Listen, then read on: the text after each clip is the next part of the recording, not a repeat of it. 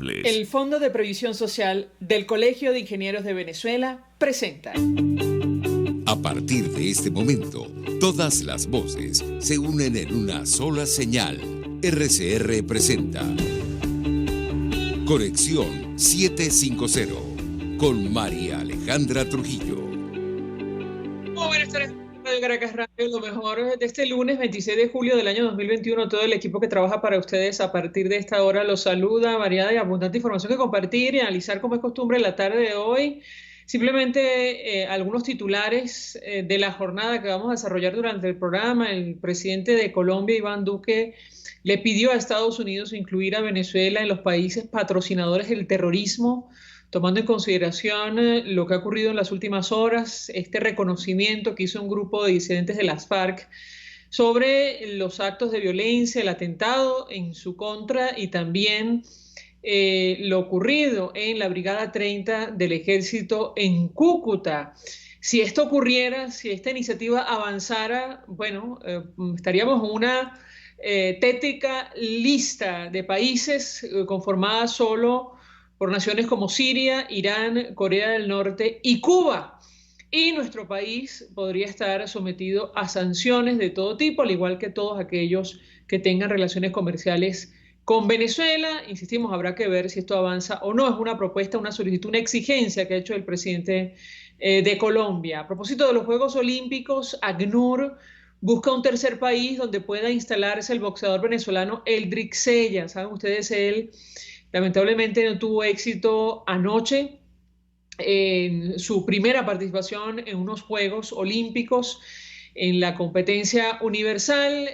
Sin embargo, la mala noticia es que, según ha dicho su padre, él no podría regresar a Trinidad y Tobago, donde reside, porque tiene sus documentos vencidos. Bueno, ACNUR ya está haciendo todas las gestiones para que un tercer país lo reciba, ha dicho la jefa de la oficina del Alto Comisionado de Naciones Unidas para Refugiados. Incluso sin una medalla, Eldrick Sella sigue siendo un campeón. Esto es Conexión 750. Comenzamos.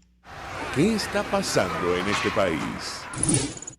Y saludamos vía telefónica a nuestro primer invitado. Con él vamos a hablar acerca de varios temas. El diputado Williams Dávila es diputado de Acción Democrática por Mérida. Gracias por atendernos. Muy buenas tardes.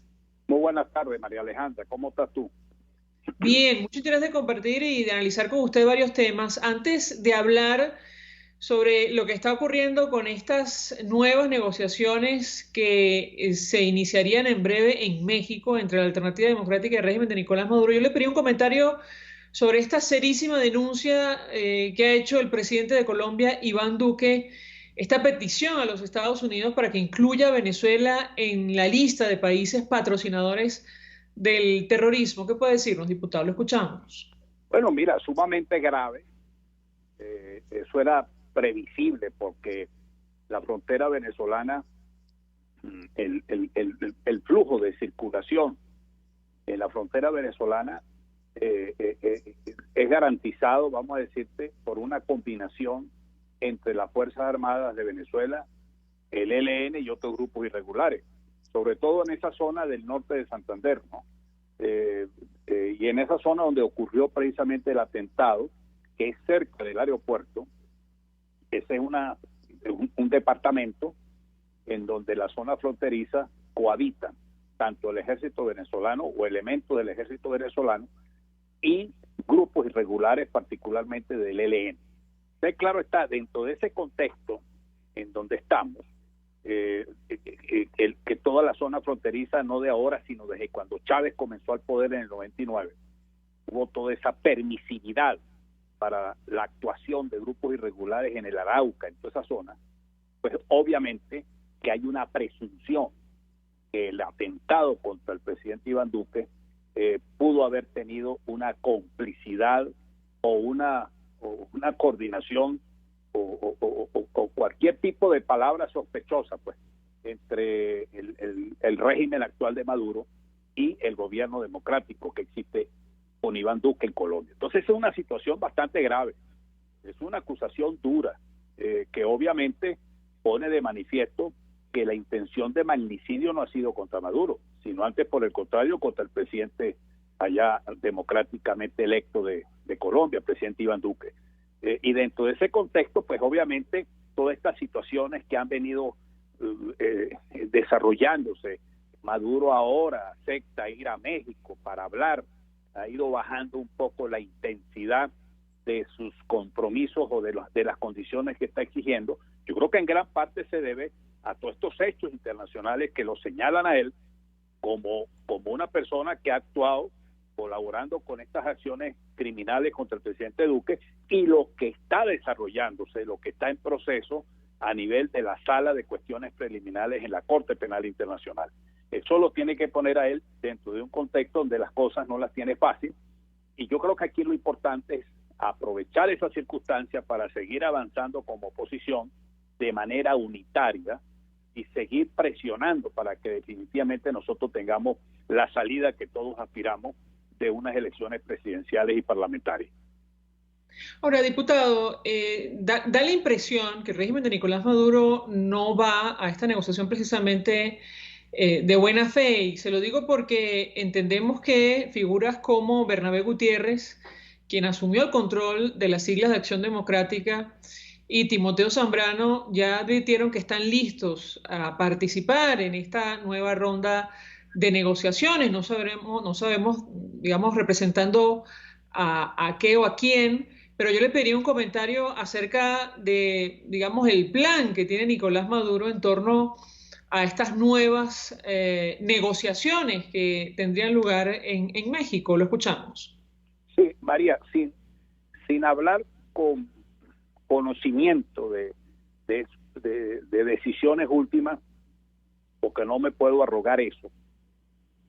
Lo que sí te puedo decir es que Maduro ha estado abogando para que Timoteo, Bernabé y todo ese grupo formara parte de estas conversaciones en México. Yo no sé si eso es una decisión aceptada por Noruega, que inicialmente no estaban de acuerdo, y por el resto de los integrantes de la oposición, pues que en este momento preside o lidera Juan Guaidó.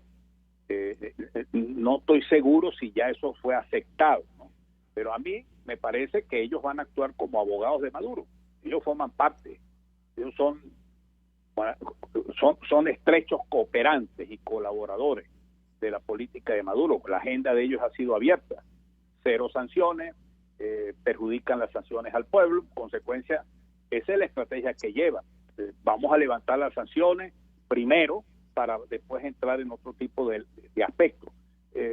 Yo creo que ya nosotros tenemos una agenda. La agenda es el Acuerdo de Salvación Nacional, que se ha venido publicitando nacional e internacionalmente, y el equipo que va para México, pues gente que tiene experiencia en materia de negociación y que saben perfectamente bien que representan al país democrático que quiere salir de esta dictadura de Maduro. ¿Qué equipo iría para México representando la alternativa, diputado? ¿Perdón? ¿Cuál sería el equipo que iría para México? ¿Quiénes conformarían esa delegación? Tengo entendido que está Carlos Vecchio, está Luis Aquiles Moreno,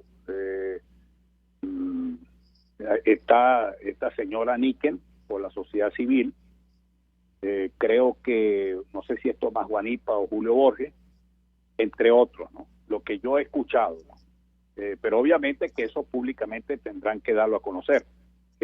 Lo que no estoy de acuerdo es que vaya otra oposición, porque esa oposición que representan tanto Timoteo como Bernabé, etcétera, esa no es una verdadera oposición. Esos son cooperantes del régimen. Ahora, diputado, Nicolás Maduro dijo, bueno, que ya hay una preagenda acordada. ¿A qué se refería? La preagenda es la que nosotros hemos venido hablando públicamente, ¿no? Una preagenda en donde tiene que ver una estrategia de negociación integral, unas elecciones regionales que conlleven a una elección presidencial y parlamentaria, porque hay una gran realidad. En Venezuela no tenemos institucionalidad democrática. Ni la presidencia ni la Asamblea Nacional Espuria ha sido reconocida por la comunidad internacional, por la OEA y otras organizaciones. Eso hay que restablecer la institucionalidad democrática. Maduro no quiere eso. Maduro quiere que ya se le reconozca a él y a la Asamblea Nacional que salió electa en el fraude del 6 de diciembre. Y eso no ha sido reconocido. Entonces esa preagenda que la había anunciado días atrás, incluyendo el levantamiento de sanciones, no creo que esté tan clara como la piensa Maduro. Yo creo que aquí tiene que irse a buscar un acuerdo para que estas elecciones regionales estén dentro de ese contexto de una elección presidencial y parlamentaria. Es decir, que se entre ya en un proceso de negociación. Eso sería muy útil, porque no es una negociación para conversar, es una negociación para que se llegue a un acuerdo definitivo. Bueno, sobre este tema de las elecciones presidenciales, está claro que el chavismo no está dispuesto, diputado. Yo le pediría un comentario si ellos se niegan, como ha ocurrido hasta el momento, porque Nicolás Maduro habla de acuerdos parciales por la paz del país. Esa fue la frase que utilizó hace unos días. ¿Cuál sería la posición de la Alternativa Democrática de cara a este proceso convocado para noviembre? Lo escuchamos. Sí, ese tema de los acuerdos parciales es una metodología muy cubana. Es la que ellos han venido utilizando frente a los Estados Unidos en el transcurso de los últimos 60 años. Son acuerdos parciales para resolver problemas de piratería aérea, etcétera, ¿no? Pero no los acuerdos sustanciales para cambiar el régimen cubano, que es una dictadura. Es el mismo modelo que quiere aplicar aquí Maduro. Acuerdos parciales, bueno, una elección regional que tú eliminas los puntos rojos de control cercanos de los centros de votación, otras cosas más, pero lo sustancial sigue allí. Y lo sustancial es que mientras nosotros no salgamos de esta dictadura de Maduro, no vamos a tener una descentralización como debe ser. Vamos a seguir teniendo entonces autoridades electas a nivel regional y municipal, que si no son los paralelos que crearon con los protectores, serán entonces ahora los consejos comunales institucionalizados como entes que le quitan competencia a los municipios y a las gobernaciones. Entonces, yo creo que ahí hay un punto donde los garantes y los que están participando de la comunidad internacional tienen que estar claros, porque si es para darle táctica dilatoria a todo esto por parte del régimen, lo cierto del caso es que la gente no aguanta más, porque cada día está más cara la vida y cada día hay mayor déficit de servicios públicos como el combustible, como la gasolina. El pueblo no aguanta. El pueblo de verdad la está pasando muy mal porque ya hoy día el dólar no alcanza para nada. Eso es lo que tenemos que ver nosotros. Lo que dice, por ejemplo, la misma conferencia episcopal, el interés del bien común, eso es lo que tenemos que ver nosotros. Es el bien común el que está siendo atendido con una táctica dilatoria que imponga el régimen de Maduro. Ahora, diputado, ¿qué pasa si no avanza esta negociación? Conversando con algunos dirigentes de 20 Venezuela, y lo dijo la propia coordinadora nacional de esa organización, ellos aseguran que acudir en las actuales circunstancias es como una especie de capitulación y probablemente va a significar el fin del gobierno interino que preside Juan Guaidó. ¿Qué responde usted a un argumento de esa naturaleza? Hay que seguir luchando, María. Yo creo que aquí no hay ninguna disposición a rendirse. Hay que seguir luchando y organizar al pueblo venezolano en la resistencia. Es lo que yo creo. Yo creo que hay que seguir luchando, sobre todo mantener la unidad de todas las fuerzas opositoras, llegar a acuerdos mínimos entre todos los sectores de la oposición para seguir avanzando. No podemos ceder ni tampoco renunciar al ímpetu de la lucha que tenemos que darle, al espíritu de combate, voy a utilizar ese término, que nos impregna a nosotros en este esfuerzo que hemos venido desarrollando en el transcurso de estos 22 años. Claro, se lo pregunto porque el propio Juan Guaidó decía en una declaración reciente que el actual Consejo Nacional Electoral, por ejemplo, es un ente tutelado de Nicolás Maduro y es el que en la práctica, entiendo, le tocaría organizar los comicios de noviembre. Por ejemplo, con relación a estos temas, la institucionalidad, ¿cuál es el planteamiento de la Alternativa Democrática? Lo escuchamos. Bueno, yo creo que en ese sentido están discutiendo todas las organizaciones que forman parte de la plataforma unitaria. Y ahí es importante que las decisiones que se tomen sean unitarias. En este momento se ha venido desarrollando una política de concienciación de calle de lo que significa el acuerdo nacional. Incluso los que están ahorita como aspirantes a unas elecciones regionales y municipales, el discurso que han venido desarrollando es ese, ¿no? El del acuerdo de salvación nacional, el de la necesidad de lo importante de la existencia de condiciones electorales, y al hablar de ese acuerdo de salvación nacional estamos hablando de una estrategia integral que incluye las elecciones presidenciales y las elecciones parlamentarias. Ahora, existe la idea, diputado, de que los partidos que conforman el dominado G4 ya tomaron la decisión de participar en estos comicios. ¿Qué responde usted ante esa información? Lo escuchamos. Yo creo, María Alejandra, yo prefiero esperar la decisión de ellos, ¿no? Lo que son los decisores políticos que deben de estarse por reunir en las próximas horas para tomar una decisión, que debe ser una decisión unitaria, ¿no? Yo podría hablar en términos personales. Yo soy de los que creo que hay que seguir luchando por una elección integral, por un proceso integral que incluya la elección presidencial y la elección parlamentaria. ¿Esta decisión se tomaría incluso antes de que se inicien las negociaciones en México, diputado? No lo sé, María, pero yo creo que en esta semana debe venir alguna decisión, porque la presión misma, la dinámica que se ha venido imponiendo exigen que haya decisiones claras, ¿no? La ruta que se va a seguir. Es muy importante, la gente en este momento necesita una ruta. Bien. Diputado Williams Dávila, 1.000.000 de gracias por atendernos, acompañarnos estos minutos. Diputado de Acción Democrática por Mérida, expresando opinión, análisis y compartiendo información valiosa acerca de lo que puede ocurrir en breve en México, esta nueva ronda de negociaciones entre la Alternativa Democrática y el régimen de Nicolás Maduro. Vamos a la pausa. Para eso venimos con más. Usted está viendo Conexión 750 con María Alejandra Trujillo.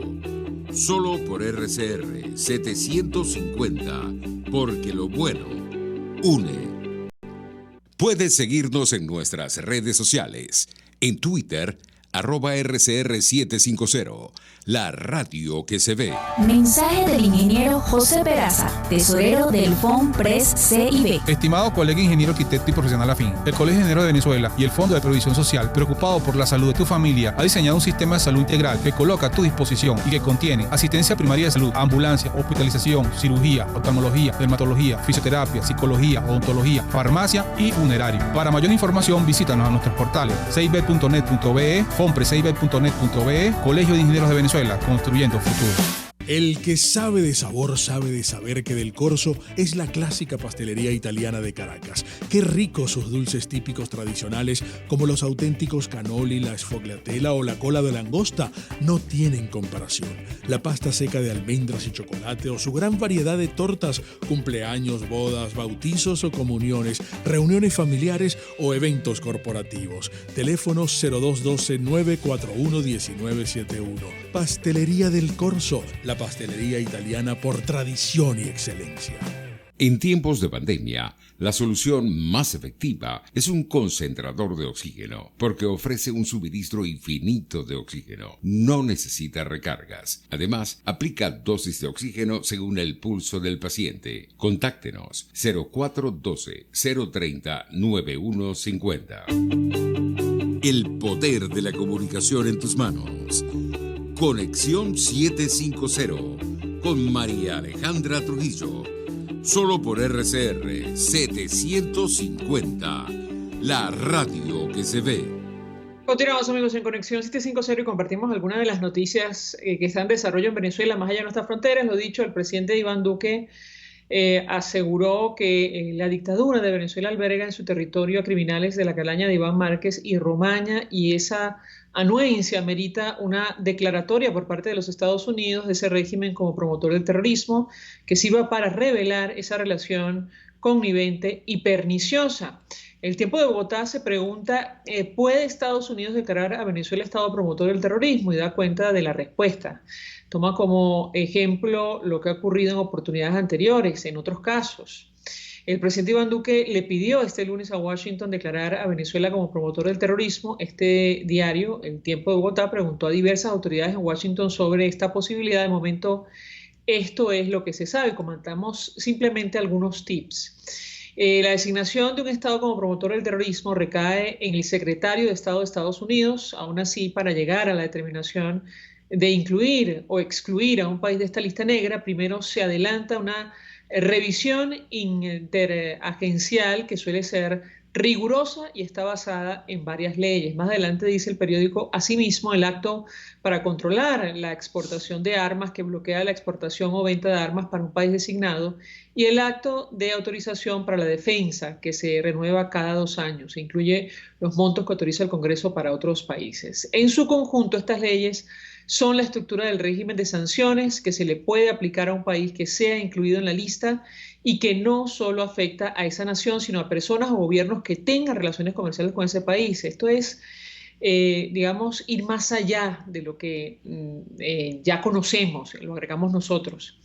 En este momento solo hay 4 países desde el tiempo de Bogotá: Siria desde el 69, Irán desde 1984, Corea del Norte desde 2017 y Cuba desde enero de este año, que forman parte de esa lista. La Habana ya había estado en la lista durante varios años, pero fue excluida al final de la segunda administración de Barack Obama. Habrá que ver si la comunidad internacional, concretamente Estados Unidos, da ese paso de incluir a Venezuela entre los países patrocinadores del terrorismo, tomando en cuenta lo que ha ocurrido en las últimas horas, y es que un grupo disidente de las FARC reconoció que estaba detrás del atentado contra el presidente de Colombia, Iván Duque, y también del atentado con carro bomba en la brigada del ejército en Cúcuta.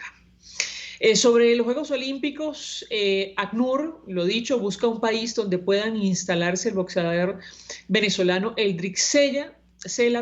Él participó hoy casi a la medianoche, lamentablemente no tuvo éxito. La representante de ACNUR en Trinidad y Tobago, donde él reside, o residía, mejor dicho, dijo, incluso sin una medalla, Eldrick Sela sigue siendo un campeón. De hecho, en su cuenta en Twitter, ella dijo, él ha buscado duro ha trabajado duro para llegar a sus primeros Juegos Olímpicos y aún así él no ganó. Él, sigue con pasión, su pasión es evidente.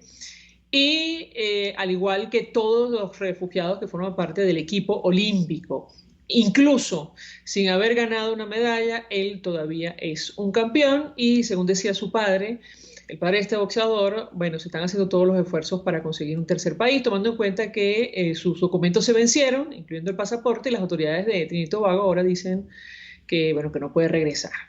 Él ahora mismo está en Tokio. Estados Unidos pacta con Irak el cese de su misión de combate 18 años después de la invasión. Esta es una de las noticias internacionales más destacadas y lo tomamos del país de España. Vamos a reponer una de las declaraciones de la jornada que evidentemente tiene que ver con esta serísima denuncia o petición que ha hecho el presidente de Colombia, Iván Duque, a los Estados Unidos. Habrá que ver, insisto, si prospera o no, sobre todo tomando en cuenta lo que hemos hablado con el diputado Williams Dávila. Estos diálogos inminentes en cierres que están a punto de iniciarse en México entre la Alternativa Democrática y el régimen de Nicolás Maduro. Vamos a escuchar lo que decía el presidente Duque en un acto, por cierto, al que asistía el embajador de los Estados Unidos en Colombia. Escuchemos. Frente al terrorismo, todos estamos amenazados en el mundo. Pero frente al terrorismo solamente hay una acción: contundencia. Y esa contundencia tiene que ser con todas las capacidades. Y yo aprovecho para decir lo siguiente. Hay muchos colombianos que han expresado su preocupación y su solidaridad frente a esas cobardes amenazas del Gabor 33, disidente de las FARC, que perpetró el ataque a la Brigada 30 y también atentó contra mi persona. Dicen ellos que pretenden seguir con esos planes. Aquí quiero dejar claro que todos sus planes han sido identificados y develados gracias al trabajo de nuestra inteligencia, la inteligencia de nuestra policía, de nuestro ejército, a la DNI, a la colaboración con las inteligencias de Fuerza Aérea y Armada y también a la colaboración con organismos internacionales y cuerpos de inteligencia de otros países. Pero nosotros no le tenemos miedo a ninguna de esas amenazas. Ni nos amedrentan, ni nos amainan, ni nos disminuyen. Que le quede claro a ese Gahor 33 que lo vamos a desmantelar por completo, lo vamos a doblegar y se hará firme la nación colombiana frente a cualquier forma de terrorismo. Colombia no se arrodilla ante ninguna amenaza y así como lo hemos hecho en el pasado, lo seguiremos haciendo siempre con cualquiera de esas estructuras. Así que quedan notificados que aquí responderemos con toda la capacidad del Estado y que el Estado colombiano proteja a sus ciudadanos frente a estas amenazas. Los vamos a desmantelar, les vamos a seguir golpeando sus estructuras. Decía el presidente de Colombia, Iván Duque, más adelante, hace los señalamientos serísimos contra el régimen venezolano que estaría ofreciendo refugio a estos grupos guerrilleros que reconocieron, insistimos, en un video de 5 minutos, estar detrás del atentado contra el mandatario colombiano y también contra la brigada del ejército en la ciudad de Cúcuta. Vamos a la pausa, al regreso venimos con más. Estás en sintonía de Conexión 750 con María Alejandra Trujillo, solo por RCR 750.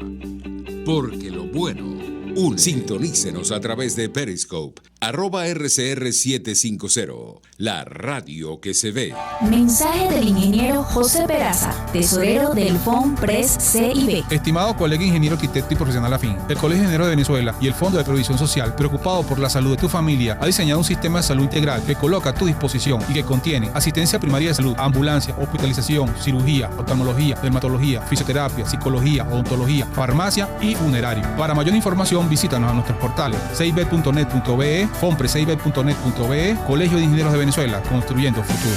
En Global Therap seguimos comprometidos con tu rehabilitación física, te ayudamos a recuperarte de tu postoperatorio y en el alivio del dolor. Búscanos en el Centro Comercial Multiplaza Paraíso Nivel Empresarial 2 a través de Twitter e Instagram o llámanos al 0412-256-1104. Y no olvides lavarte las manos con agua y jabón y cumplir con el distanciamiento social. Global Therap y despídete del dolor. Si quieres aprender a cocinar con placer todo en panadería y postres saludables, te recomiendo en Instagram Chef Male, todo low carb, keto y gluten free. Chef Male, con sus talleres online, te ofrece las técnicas de panadería cetogénica y baja en carbohidratos, ideales para cualquier persona en el mundo entero y siempre con un mensaje de amor y salud. Chef Male, horneando amor y salud en un solo clic. RCR 750 AM, porque lo bueno une. María Alejandra Trujillo te acompaña en Conexión 750, solo en RCR 750, la radio que se ve. Claro y raspado. Continuamos, amigos, en Conexión 750 y otra de las noticias de la jornada tiene que ver sin duda alguna con la confirmación de la presencia en nuestro país de la variante Delta, que es especialmente contagiosa y que preocupa ahora mismo a la comunidad científica mundial. Nos acompaña el doctor Uríades Urbina.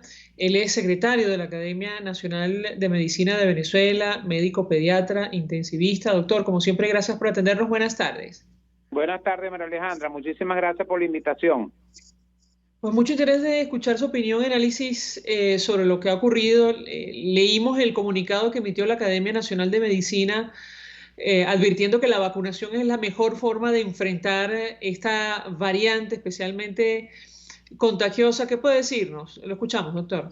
Ciertamente, la preocupación cuando desde la academia vimos la expansión que está teniendo la cepa Delta a nivel mundial, pues hicimos el llamado de alerta una vez más al Ministerio Popular de la Salud, diciéndole en comunicado anterior a que no era lógico en estos momentos, cuando tenemos casi 1,000 y tantos casos diarios de coronavirus en Venezuela, levantar d'emblée las medidas de restricción. Y además, ciertamente, como bien expresa el comunicado, la vacunación masiva realmente de la mayor cantidad de población posible en cualquier país, en este caso Venezuela, es la única forma de frenar la transmisión epidemiológica del virus y además, pues a las personas, una vez vacunadas, que se enferman enfermen con alguna de las cepas originales o variantes del coronavirus, pues su evolución no es tan grave como aquellas personas que sí están vacunadas. Entonces, bueno, nos preocupa mucho porque esas dos casos que están detectados en Venezuela,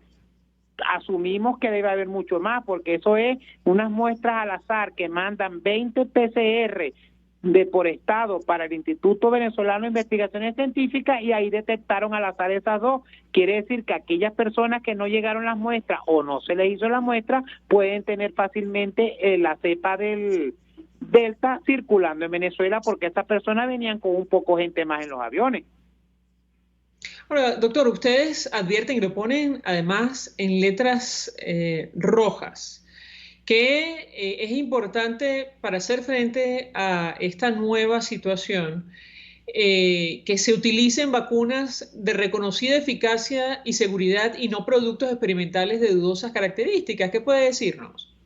Ciertamente, porque ante los anuncios y las informaciones que hay de que se están aplicando el candidato vacunal a la población venezolana sin informarle si están entrando o no a un ensayo clínico, entonces le dicen que es una vacuna cuando eso realmente no es una vacuna. Por eso hacemos la advertencia: vacunar a la población venezolana, pero con vacunas que tengan algún grado de certificación por la OMS, aunque sea para uso de emergencia, y no decirle a la gente que le están poniendo un candidato vacunal que nadie sabe la eficacia, los problemas que puedan tener, los efectos colaterales, porque no está descrito en ninguna publicación científica seria internacional avalada por pares esa información sobre el prototipo vacunal.